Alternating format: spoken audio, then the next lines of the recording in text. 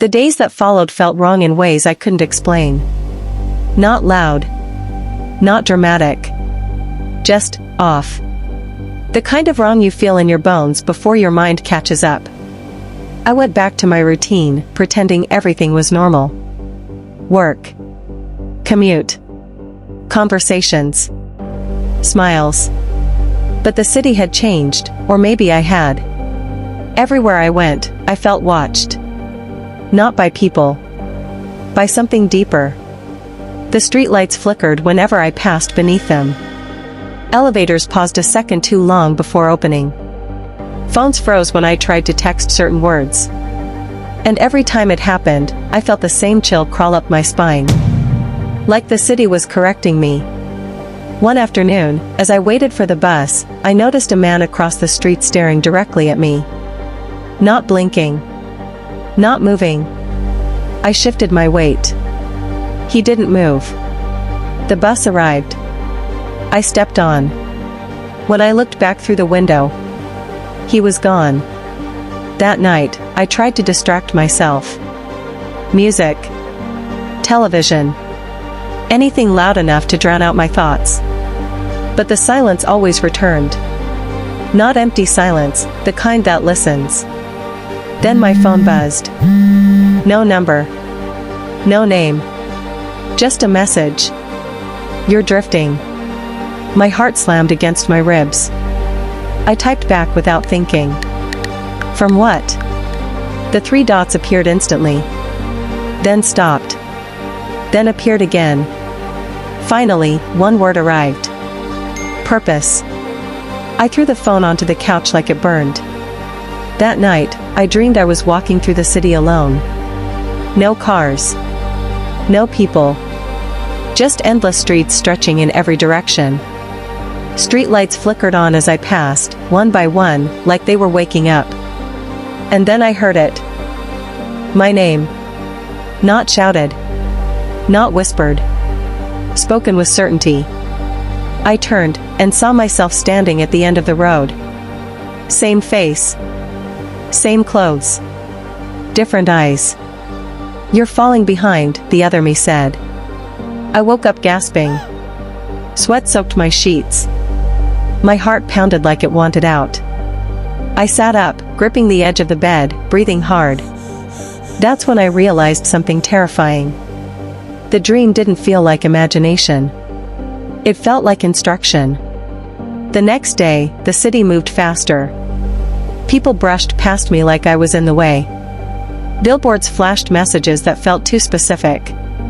Move forward. Don't resist. Trust the process.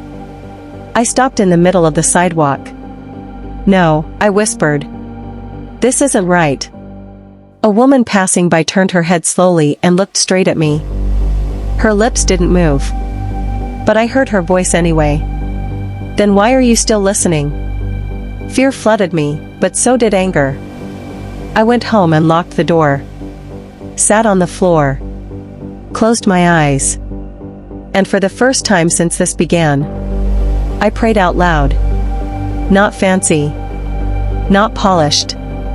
Just honest. God, I don't know what this is. I don't know what it wants. But I know this fear isn't from you. If I'm being tested, give me strength. If I'm being deceived, open my eyes. The room went still. So still it felt like the world was holding its breath. Then, a warmth. Gentle. Steady. Not loud. Not demanding. Peace. The kind that doesn't shout, it settles. And in that silence, I understood something important. The city didn't have power. Fear did. And fear only works when you listen to it. I opened my eyes. The room looked normal again. But I knew this wasn't over. The city hadn't finished with me.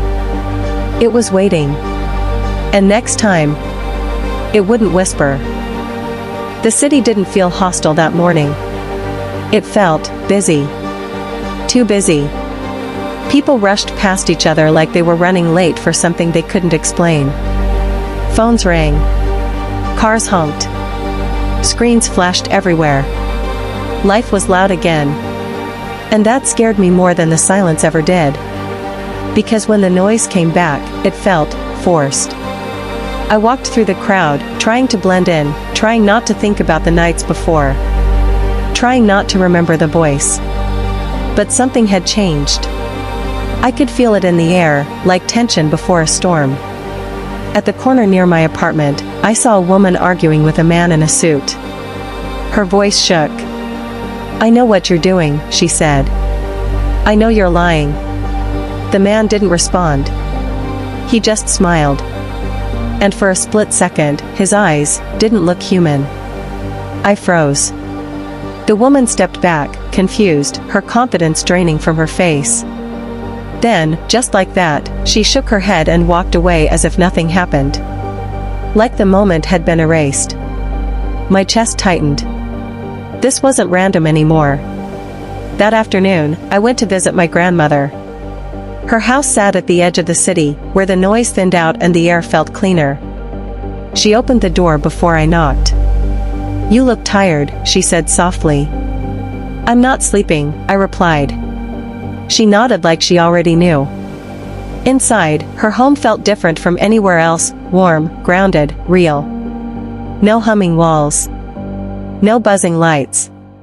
Just stillness. She poured tea and sat across from me. "People think the world is loud because it's alive," she said. "But sometimes it's loud because something is afraid to be heard." I swallowed.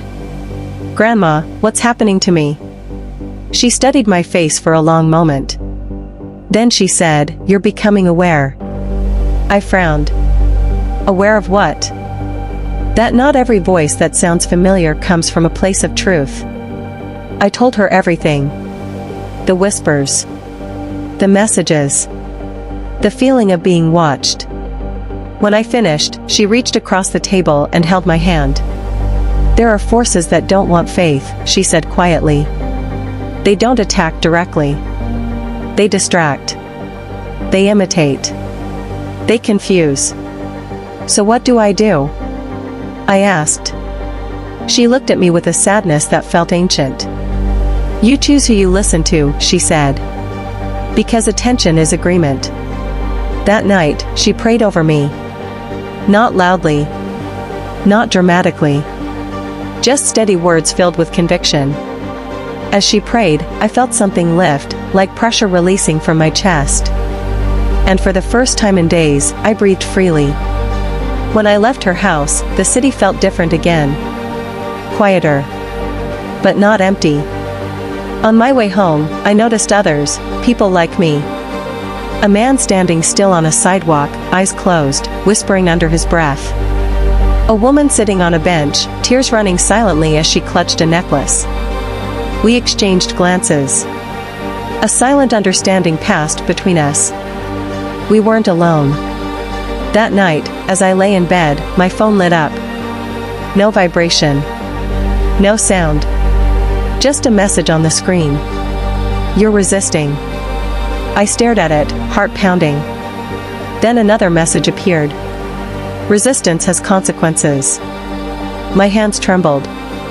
But instead of fear, something else rose inside me. Resolve. I typed back, slow and steady. "I belong to God." The screen went black. The room fell silent. And for the first time since all this began, the silence felt afraid of me.